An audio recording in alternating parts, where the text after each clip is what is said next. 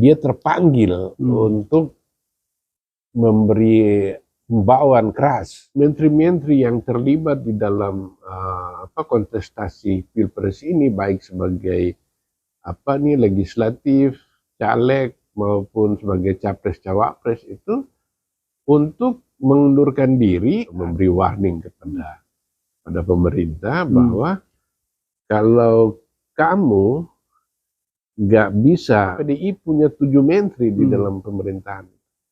Mereka ini juga menjadi sumber daya. Ini kan sebenarnya ekspresi kekecewaan dia terhadap Bawaslu.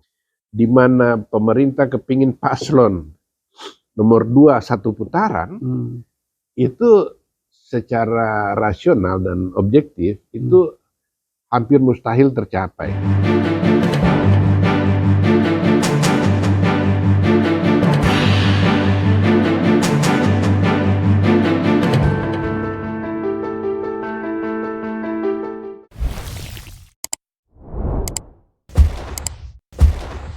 Bismillahirrahmanirrahim. Assalamualaikum warahmatullahi wabarakatuh. Waalaikumsalam warahmatullahi wabarakatuh. Bisik-bisik politik negara dengan Habib Semit Al-Hadar semakin tajam dan menghangat. Ya, ini terkini ini nasihat seorang wakil presiden ya, semacam kritik tajam sebetulnya ya. Nah, sampai hari ini kita melihat apa yang disampaikan beliau itu rupanya tidak didengarkan. Nah, bagaimana menurut antum? Iya. Profesor Amin ini bukan cuma sekedar ulama, dia adalah negarawan. Dia pernah duduk di DPR, dan sekarang dalam 4 tahun ini kan dia menjadi orang nomor 2 di Republik ini. Nah, dia melihat fenomena politik nasional yang telah keluar rel,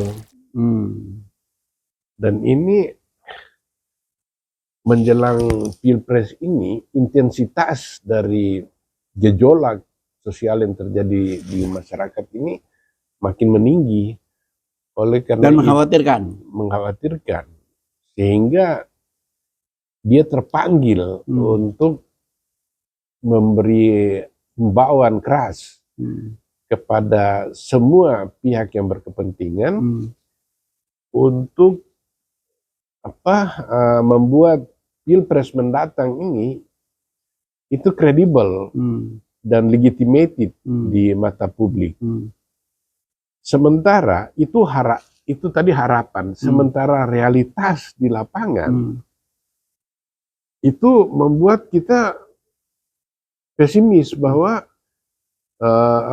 pilpres ini akan berlangsung fair itu.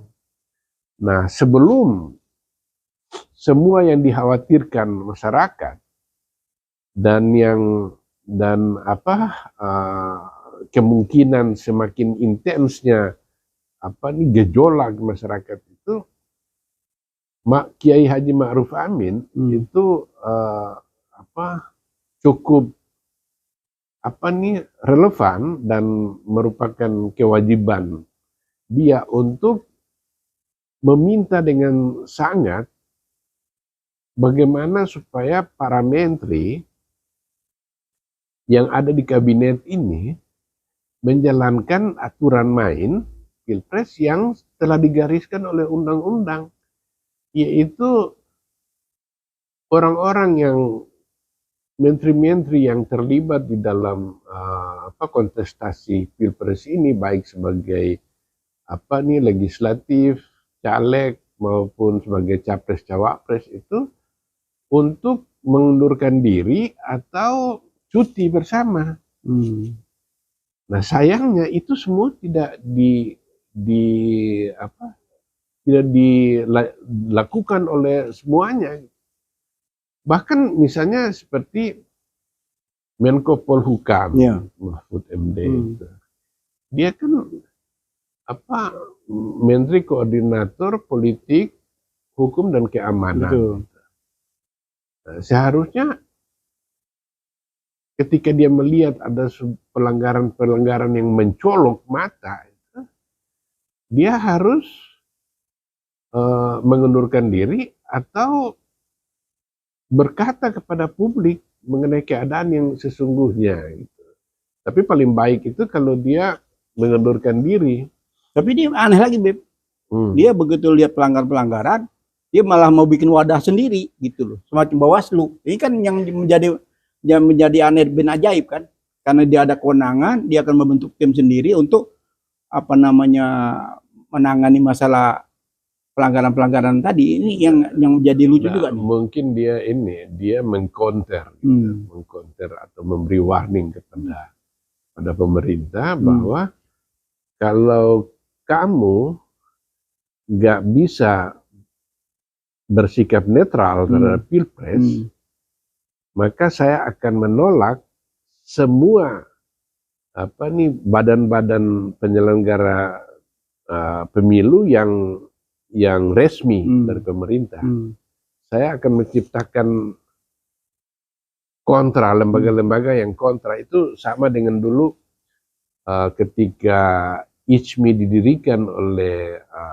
diresmikan oleh Pak Harto. Waktu itu Gus Dur membuat forum demokrasi, menghadirkan para tokoh nasional untuk mengcounter ICMI ini. Itu cikal bakal perpecahan ya. Iya. Nah itu, ini Mahfud melihat seperti itu. Apakah benar tuh langkah-langkah Mahfud ini? Mungkin sebagai gertak, ya bagus juga gitu. Dia paling sedikit dia memberi warning kan. Nah, pada momen ini kalau lembaga itu didirikan oleh Mahfud malah akan dapat dukungan. Karena kredibilitas penyelenggara pemilu ini sudah kritis, dalam tanda tanya besar gitu. Sehingga orang lagi kebingungan bagaimana ini menghadirkan pilpres yang betul-betul fair. Jadi makin karut-marut nih. Iya. Dan aneh juga bahwa semua orang takut sama Jokowi. Bahkan Nasdem itu sudah kehilangan 2 menteri. Dan dia mengusung Anies yang dianggap sebagai oposannya Jokowi. Tapi masih ada 1 menteri di sana pun dia nggak berani narik.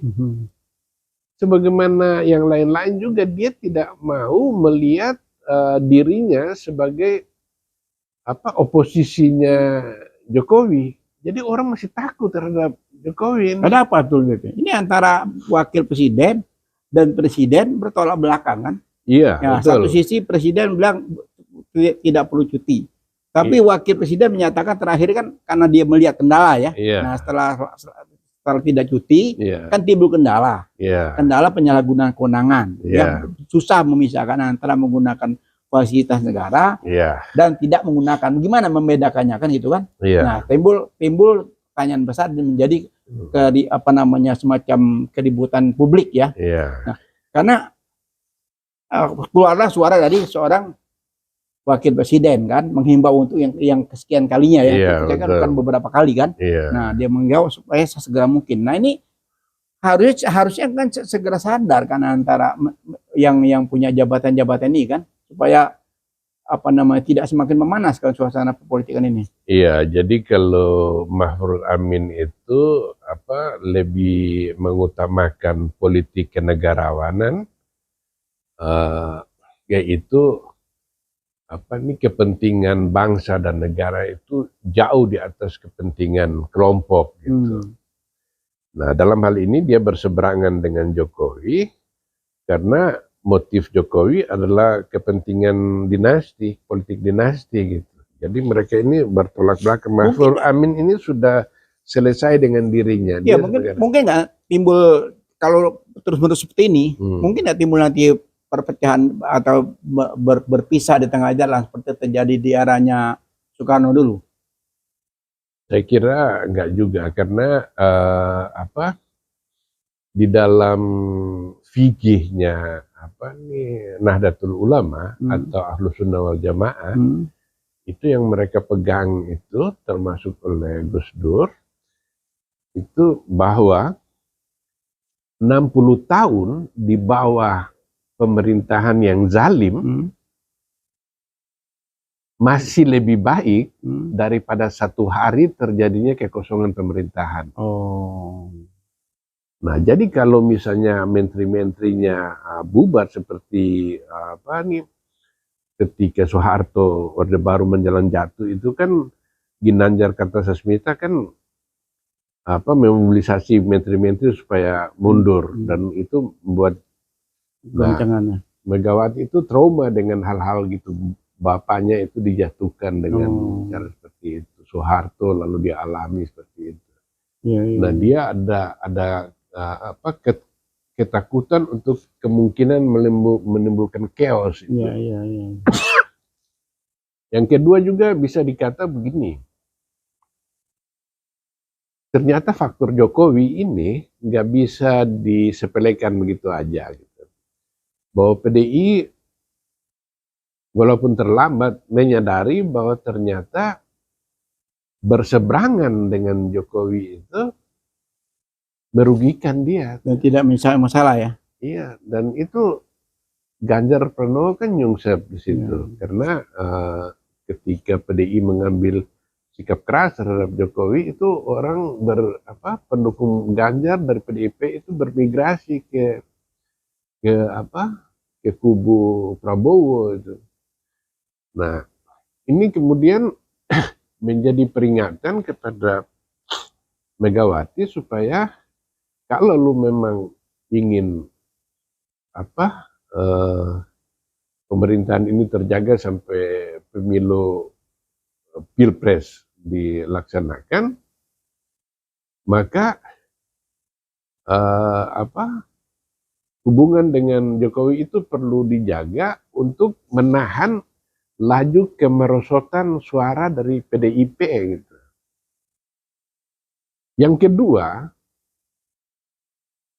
bisa jadi sangat mungkin karena PDI punya 7 menteri di dalam pemerintahan. Mereka ini juga menjadi sumber daya. Mereka bisa bermain juga dalam menggunakan sumber daya birokrasi untuk kepentingan politik mereka juga gitu. Bisa seperti itu. Karena buat apa gitu? Tetap berada di kementerian itu yang kemudian menimbulkan kebingungan di dalam masyarakat ini. PDIP ini sebenarnya partai oposisi atau partai pemerintah, pendukung pemerintah gitu. Jadi ada hitung-hitungan mereka sendiri gitu.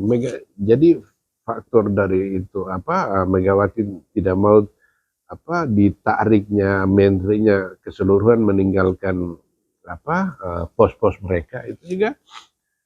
Yang ketiga itu juga disebabkan oleh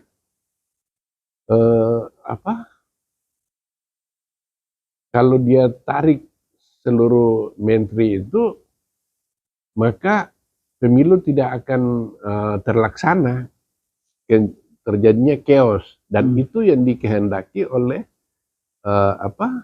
Jokowi gitu, yaitu memperpanjang kekuasaannya dia.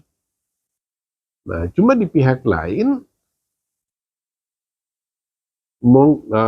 di pihak lain saya juga harus mengutip dari pernyataan dari almarhum Rizal Ramli, Dr. Rizal Ramli. Mudah-mudahan dia mendapat tempat yang layak di sisi Allah, yaitu bahwa Pilpres harus berlangsung tanpa Jokowi. Terakhir statementnya ya? Iya, dia beri pesan kepada Hariman Siregar. Nah, imbauan ini sebenarnya masuk akal. Karena kita akal sehat kita akan sulit untuk bisa berdamai dengan kenyataan bahwa ada kemauan yang kuat dan tidak bisa ditawar bahwa paslon nomor 2 ini harus memenangkan pertarungan. Sehingga imbauan almarhum Rizal Ramli itu seorang tokoh nasional, pemikir ekonomi, pembela rakyat yang dikenal jujur, itu menjadi relevan. Nah, tapi di pihak lain yang tadi saya bilang itu, kalau keadaannya chaos, Jokowi bisa mengeluarkan dekret negara dalam keadaan darurat, pilpres dibatalin. Nah, tapi di pihak lain juga, kalau PDIP kepingin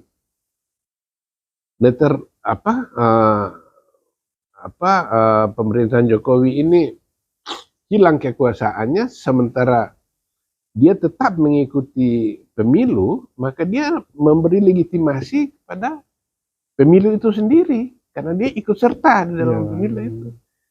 Sehingga keberatan dia atau tuduhan dia mengenai kecurangan itu kehilangan pijakannya, Bang. Kamu sendiri sudah ikut pilpres, kalah baru. Ya sama halnya dengan Mahfud MD tadi kan, sebagai Menko Polhukam, dia kan ada di pemerintah kan. Iya. Dia mending pemerintah ada kecurangan, sementara dia ada di dalam. Iya, kan? dia ada di dalam. Kan lucu kan serba salah kan. Betul. Ya, kan dia kan sebetulnya punya kewenangan kan. Dia punya kemenangan. Iya, kewenangan di bidang politik kan dia punya kan. Nah, apabila dia lihat ini memang politik ini sudah tidak sehat, dia kan bisa berbuat sesuatu. Tapi karena dia posisi dia di dua dilematis ya. Di satu sisi di Wapres, di sisi lain dia masih sebagai Menko Polhukam. Itu yang namanya? Mungkin juga dia berpikir dari segi politik. Kalau saya bertahan di pos saya sebagai Menko Polhukam, saya masih bisa mengetahui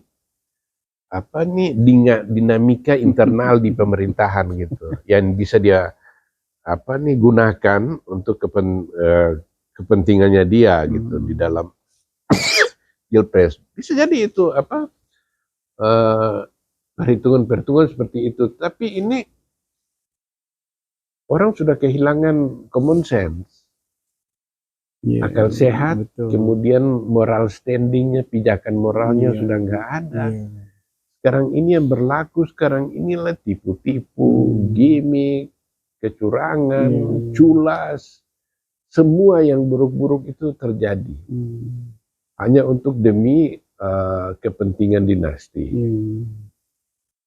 Nah, kalau memang pilpres ini harus berjalan juga, ya upaya-upaya ikhtiar dari pihak paslon nomor 1 dan pihak paslon nomor 3 itu memang harus berjuang keras bagaimana supaya memitigasi kecurangan yang sedang berlangsung, paling tidak mengecilkan, karena kalau menghilangkan semua kecurangan itu hampir-hampir bisa dikatakan mustahil gitu. Tapi dengan pengawasan yang ketat atau yang diusulkan oleh Mahfud untuk menciptakan lembaga penyelenggara pemilu yang lain, itu dia bukan itu dia akan membuat wadah untuk pengawasan semacam Bawaslu. Oh gitu, iya, semacam Bawaslu. Iya, ini kan sebenarnya ekspresi kekecewaan dia terhadap Bawaslu yang ternyata tebang pilih gitu. Iya. Nah, itu yang dibuat itu sebuah manuver yang bagus lah untuk dan apalagi kalau keinginannya dia ini atau tawaran dia lakukan ini itu betul-betul terwujud gitu. Cuman apakah masalahnya efektif kita buat satu lembaga pengawas di luar, sementara yang mempunyai fasilitas, mempunyai sumber daya apa semua itu pemerintah. Ya, sesuai undang-undang kan ada di Bawaslu semua kan. Iya. Ini payung hukumnya apa kan? Iya. Kan jadi repot lagi kan. Iya, betul itu. Jadi repot lagi. Dan apakah suaranya dia mendapat legitimasi nggak di kalangan rakyat? Ya, karena kalau menurut perundang-undangan jelas itu kewenangan Bawaslu, titik, selesai kan? Iya. Gitu. Tidak bisa ujuk-ujuk bikin wadah baru lagi untuk apa namanya sebagai semacam pengawasan kan gitu kan? Iya, nanti kita mungkin akan sebenarnya mendengar Mahfud berubah pikiran, bisa jadi sama dengan Gus Dur dulu. Ketika dia buat forum demokrasi, aktivitas dia untuk diskusi seminar itu kan ditutup aksesnya itu. Tiba-tiba Gus Dur bilang, Tutut Soeharto adalah pemimpin masa depan. Itu sebenarnya upaya dia untuk berkompromi dengan pemerintah lah, supaya jangan membatasi dia punya pergerakannya itu. Karena kiai-kiai itu marah sama Gus Dur gitu. Nah, ini Mahfud juga mungkin 1-2 hari ini bisa berkata yang lain juga. Iya, inilah repotnya. Kalau tadinya tuh ketua partai yang tersandra ya dengan masalah korupsi ya. Yeah. Nah, sekarang ini antar kandidat ya yang saling menyandra kan. Yeah. Kan gitu ya, Bip? Iya, betul. Saling menyandra, saling tuding menuding kan. Kan gitu kan? Iya, betul. Jadi di mana demokrasi ini kan, kita kalau kembali ke negara demokrasi ya kan nomor 3 terbesar di dunia kan. Di mana demokrasinya ada gitu loh. Karut-marut seperti ini kan terbaca di seluruh dunia kan. Iya, betul. Dan kita mesti tahu bahwa menurut hasil survei Kompas tanggal 5 berarti kemarin itu yang akan menonton debat presiden nanti, debat capres itu akan ditonton oleh 75%. 75%. Iya. Publik Indonesia. Berarti naik 25% daripada yang pertama ya. Nah, ini dan menurut survei-survei dan itu memang untuk Indonesia undecided voters itu masih cukup besar. Di negara-negara yang demokrasinya sudah mapan seperti di negara-negara Eropa atau Amerika Serikat, itu di mana ikatan emosional antara pemilih dengan partai itu kuat, biasanya itu semakin dekat dengan hari Pilpres itu undecided voters itu atau pemilih mengambang itu kecil. Mengecil, ini masih tetap besar ini. Ini masih cukup besar karena di sistem di Indonesia parpol itu, kecuali parpol ideologis yang seperti PDIP gitu. Itu mungkin yang betul-betul itu mungkin 16-15% gitu dia punya. Tapi yang lain, partai-partai yang lain itu ikatan pendukung dia dengan partai itu lemah. Ikatan emosionalnya kurang. Sehingga di dalam realitasnya itu tidak seiring antara pilihan pemilih kepada partai dengan pemilihnya kepada capres. Jadi bisa aja dia ini anggota PDIP dan dia akan mendukung partai itu. Tapi dia bisa dalam Pilpres dia bisa mendukung Anies. Iya. Karena peranan caleg juga di sini ada ya. Iya. Peranan caleg, semua caleg kan. Jadi loyalitas pemilih kepada partai untuk negara-negara yang demokrasinya masalah partai itu belum mapan, itu agak longgar ikatannya pemilih dengan ini, sehingga undecided ini masih cukup besar. Nah, inilah yang membuat debat capres besok ini itu penting dan strategis. Karena dalam debat yang pertama itu 28,9% itu belum menentukan pilihan. Banyak ya. Nah, jumlah itu masih cukup untuk persaingan yang ketat. Sekarang ini di mana pemerintah kepingin paslon nomor 2 satu putaran, itu secara rasional dan objektif itu hampir mustahil tercapai. Itu putaran kedua akan terjadi gitu. Karena ketidakmampuan paslon nomor 2 yang diharapkan bisa menangkan pilpres itu dalam satu putaran itu hampir-hampir tidak mungkin terwujud. Gitu. Iya, karena banyak beberapa kesalahan juga sih yang bikin dampak kan. Iya. Pendebat, kampanye bukan pada tempatnya kan gitu kan. Iya. Terus ada semacam statement-statement yang yang buruk ya dari pasangan nomor 2 ini kan semua kan terkuak kan. Betul. Terus terkesan emosional gitu kan. Iya. Nah, ini kan banyak. Ya intinya publik saat ini kan melek sekali ya, sangat melek kan. Iya. Karena di era digital, di era HP sekarang ini setiap detik juga kita bisa mengikuti perkembangan. Iya. Dan ini mudah-mudahan hasil dari debat cawapres itu bisa menjadi pelajaran bagi para capres mendatang untuk jangan gunakan strategi tipu muslihat, strategi licik yang digunakan Gibran Rakabuming Raka pada waktu itu. Sudah dilarang katanya. Jadi ada keputusan dari KPU, singkatan-singkatan harus dijelaskan. Oh begitu. Tidak boleh hanya singkatan. Wah, bagus kalau begitu. Harus dijelaskan. Ya kita juga berharap ya. Karena perdebatan kedua kemarin itu mutunya antum bilang gagal ya.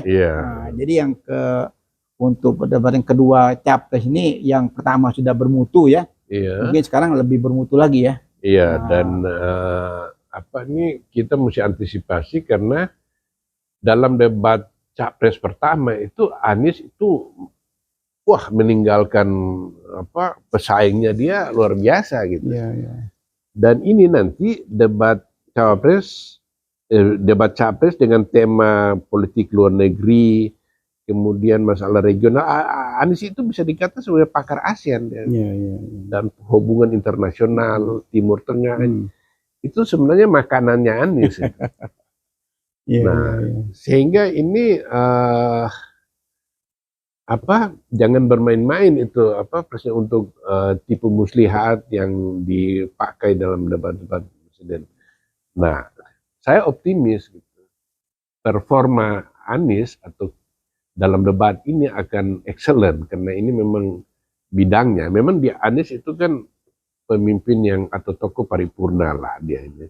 Tapi ini memang kepakarannya dia di situ. Kecuali mungkin pertahanan di mana ini, tapi itu kan mudah dipelajari gitu. Ya kita berharap ketiga paslon ini kan muncul excellent ya.